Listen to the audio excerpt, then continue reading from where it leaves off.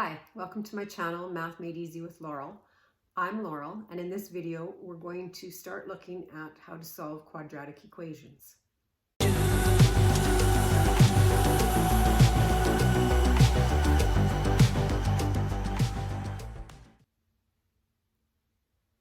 So a quadratic equation is an equation where your variable is squared in one of the terms. We don't have any higher powers, but we do have to have a power that's squared. And in the general form, it will look like this: ax squared plus bx plus c equals 0. And other than a, b, and c being real numbers, the only other requirement is that a can't equal 0. It can be fractional, negative, positive, any value other than 0. If it's 0, then we don't have an x squared term and it's not a quadratic equation, it becomes a linear equation. If we took the quadratic function, y equals ax squared plus bx plus c, and we were to graph it, it would become a parabola. The shape of it would be a parabola. And I will get to graphing quadratic functions in a few videos from now. But I just wanted to point out that that parabola could open up or it could open down. It could cross the x-axis at 2 points. It could touch the x-axis at 1 point, or it might not cross the x-axis. So if we were to set this equal to 0, it is possible that we would have no real solutions. This doesn't cross the x-axis, it can't equal 0. We could have 2 real solutions, as this graph would. It could have 1 solution if the vertex of the parabola is on the axis. And here's another example of 2 real roots. So we're going to look at how we can solve quadratic equations, and there's a couple of different methods. The easiest quadratic equation to solve is one in which there's no x term. So if b is equal to 0, that means you don't have an x term, and therefore x is only in the x squared term. And so the method for solving that, we call it the square root method. So what I would do here is isolate this term. So I'm going to add 12 to both sides.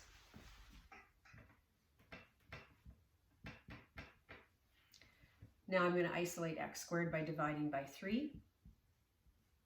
And then I'm going to square root. When you square root, you take the positive and negative square root of 4. So I have 2 solutions, positive 2 and negative 2. And you can check by putting positive 2 into the original equation, squaring it, multiplying it by 3, subtracting 12, it equals 0. We can do the same thing with negative 2. We square it, multiply by 3, subtract 12, it will work.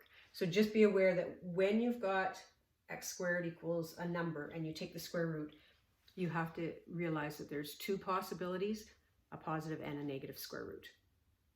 Let's take a look at the next example. Similar, I'm going to isolate this term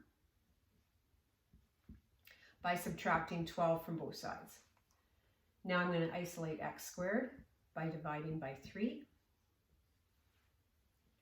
So x will equal the positive or negative square root of negative 4. We have an issue. We can't find the square root of a negative number. It's not a real value. This is an imaginary value. And when you're solving quadratic equations, you're only interested in real roots. So we would say no real roots or solutions.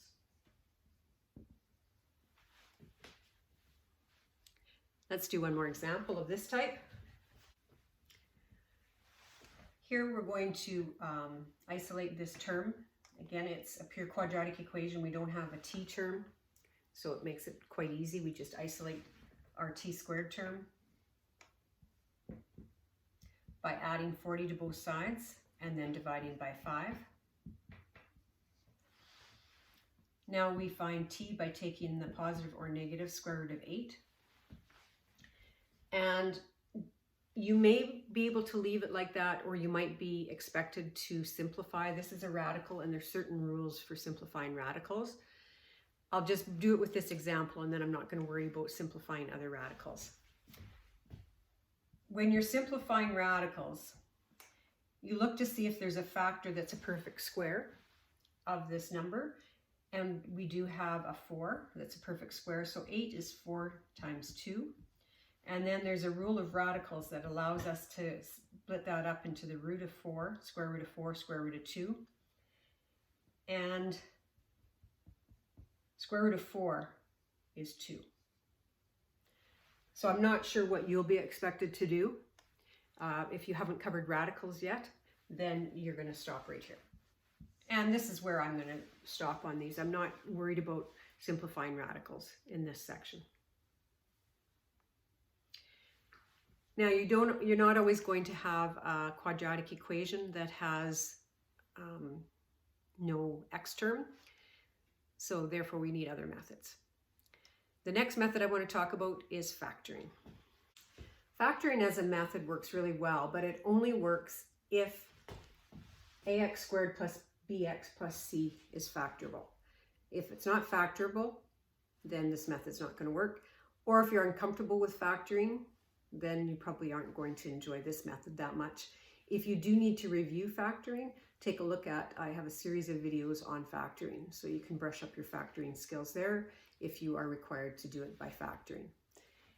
So when we have an expression that's factorable, which we have here, we can factor it. So my factors are going to be t minus 3 and t plus 2. Okay, factoring trinomials, that was the video that would have covered this. If we multiply this out, you're going to see it's equal to t squared plus 2t minus 3t is minus t minus 6. When you have a product equal to 0, that's only possible if at least one of the factors is equal to 0. Now this rule only works when it's equal to 0. So in other words, if you have m times n equals 0, then m equals 0 or n equals 0. If I had m times n equals 8, this rule doesn't work.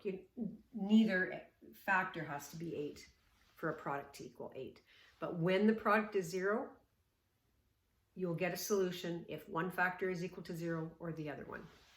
So in this case, we would get a solution if t minus 3 equals 0, in which case t equals 3,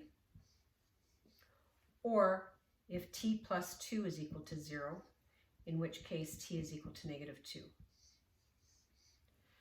There's my two solutions of this quadratic equation. You can plug them in.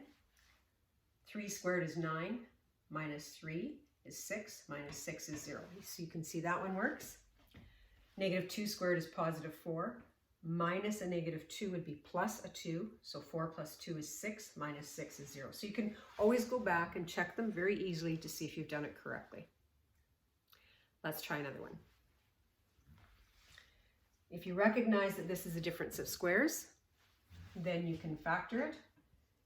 The factors will be x plus 9 times x minus 9. I have two factors equal to 0.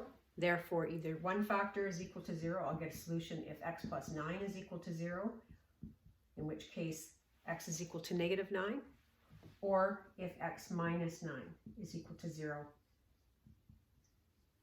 or x is equal to positive 9.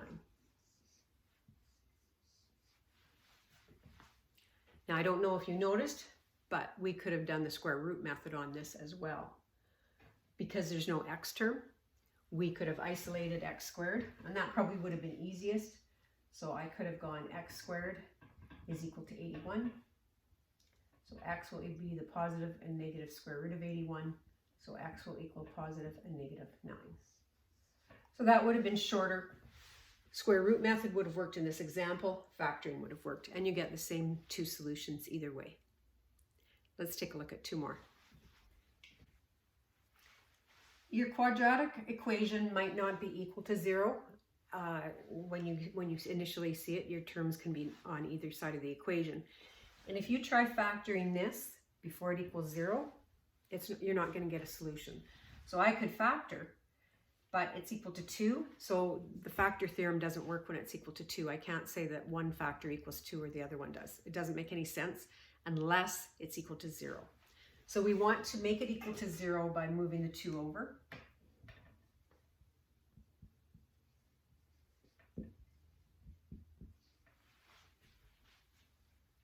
Now that it's equal to 0, we can factor. And if you're not strong in factoring, you might not even want to even try. So there is another option, because people don't necessarily want to factor, or you're going to get many quadratic equations that aren't factorable. But this is factorable, and the factors are 3n minus 1 and n plus 2. We can just check 3n times n is 3n squared, plus 6n minus n gives us plus 5n minus 2. So again, this is in the video on factoring trinomials. If you're good at factoring, then this isn't going to be a problem for you. If you're not so skilled, either you want to practice factoring first, or you're going to look at using another method to solve this. So now we have 3n minus 1 equals 0 is going to give us one solution, and n plus 2 equals 0 will give us another solution. So 3n is equal to 1, n is equal to 1/3, or n is equal to -2. Again, you can check both of those answers to make sure that both of them are correct. Let's look at one last example. In our next example, it's getting a little tougher to factor. It is factorable, and it is possible to tell if it's factorable by looking at videos that I've done previously on factoring trinomials. They will give you some clues as to how to factor it. I'm just going to write the factors down. If I do factor this, the factors are going to be 3x minus 2 and 5x plus 1. But as your expressions get more difficult to factor, this technique or method loses its appeal. Now that we have it factored, it's pretty straightforward. Either this is equal to 0, or this factor is equal to 0. So either 3x is equal to 2, in which case x is equal to 2/3, or 5x is equal to -1, in which case x is equal to -1/5. So those are our two solutions. Again, very possible to check. I'm not going to spend time on the video doing that.